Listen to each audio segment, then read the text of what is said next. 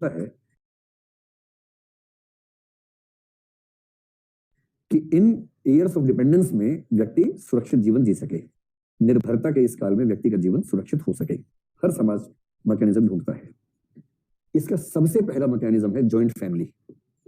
Joint family कि जब बच्चा स्वस्थ हुआ 20 साल का, 20 से 50 के दौर में, तो कमाए, लेकिन ध्यान रखे कि जब मैं 20 का नहीं हुआ था तो कोई और मेरे लिए कमा रहा था, और जब मैं 70 का हो जाऊंगा कोई और मेरे लिए कमाएगा।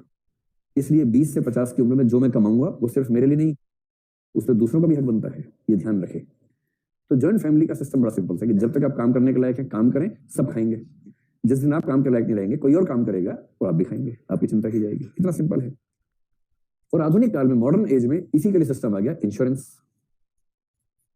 पत्नी को भय है कि मेरे पति को कुछ हो गया तो मुझे जीवन का रक्षण कैसे होगा, तो पति की लाइफ इंश्योरेंस में चली गई, लाइफ इंश्योर्ड है। पति को भय है तो पत्नी की लाइफ इंश्योर्ड है। पेरेंट्स को लग रहा है कि हमारे बच्चों का क्या होगा, उन्होंने इंश्योरेंस करवा रखा है, वो मरे और बच्चों को पैसा मिल गया, उससे उनका काम चल रहा है।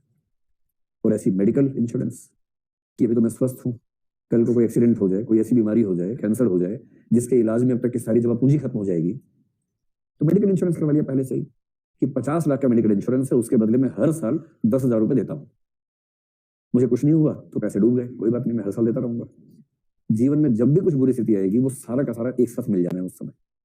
फिर अच्छे हॉस्पिटल में जाना, एडमिट होना, सारे चेकअप, सारी दवाइयां, पोस्ट ऑपरेशन ट्रीटमेंट, सारा सब फ्री, क्योंकि इंश्योरेंस कंपनी ने गारंटी दी है कि वो मेरा ध्यान रखेगी। तो इंश्योरेंस आधुनिक काल में चला जाता है राज्य के हाथ में और प्राइवेट प्लेयर्स के हाथ में। जब तक मार्केट इकोनॉमी और स्टेट का विकास, वेलफेयर स्टेट का विकास ना हो, तब तक कहां रहता है, परिवार के हाथ में। बच्चा बड़ा होने के बाद भूल ना जाए कि क्या जिम्मेदारियां हैं, इसका तरीका एक ही है, बचपन से ही संस्कार दो उसको ऐसे। और वो संस्कार देने के समय उसको समझा देते हैं कि बेटा तुम्हारे ऊपर 3 ऋण है, ध्यान रखना, 3 उधारें चुकानी है, भूलना मत। पहला उधार है पितृ ऋण, यानी पेरेंट्स एंड फैमिली।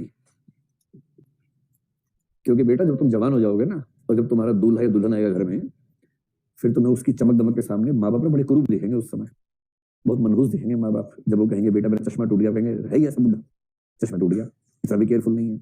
तब याद नहीं आएगा बचपन में कितने चश्मे तोड़े थे आपने, तब याद नहीं रहता है। तो ये बच्चा बड़ा होकर भूल ना जाए, इसके बचपन से बताना बेटा पितृ ऋण है, मर भी जाओगे ना माँ बाप का कर्जा चुका नहीं पाओगे। और ये बात एक सेंस में सही है। थॉमस हॉब्स को थोड़ी समझ लिए छोड़ दी साइड में, ये बात एक सेंस में सही भी तो है।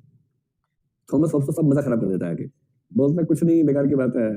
माँ को अपना संतुष्टि चाहिए, स्वार्थ था, बाप का अपना स्वार्थ था, दोनों को बच्चे के बादशाही का सुख चाहिए था, इसलिए बच्चा पैदा हुआ। बच्चे के लिए बच्चा क्यों पैदा करेगा कोई? पेरेंट्स बोलते हैं इतना सा था तू, इतनी सी थी तू, कितना केयर की, तो बच्चा बोलता है काहे पैदा किया था, ना मैं होता ना वो चिंता होती, ना होता मैं तो क्या होता। नहीं, गालिब का शेर है बहुत बड़ा वाला, बहुत प्रसिद्ध शेर है गालिब का, न था कुछ तो खुदा था, न होता तो खुदा होता, डुबोया मुझको होने ने, न होता मैं तो क्या होता। तो हॉब्स तो मूड खराब कर देगा कि तुमने बच्चा इसलिए पैदा नहीं किया कि बच्चे की चिंता थी, जो हुआ ही नहीं उसकी काहे चिंता करोगे, चिंता तो उसके होने के बाद होगी।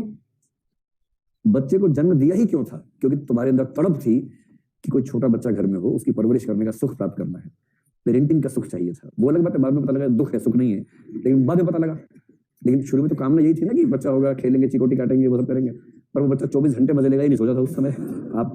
भाई अगर बच्चा दिन में 2 से 3 मिनट तक मिलता रहे तो बच्चा बड़ा अच्छा रहता है, 3 मिनट के बाद खराब लगना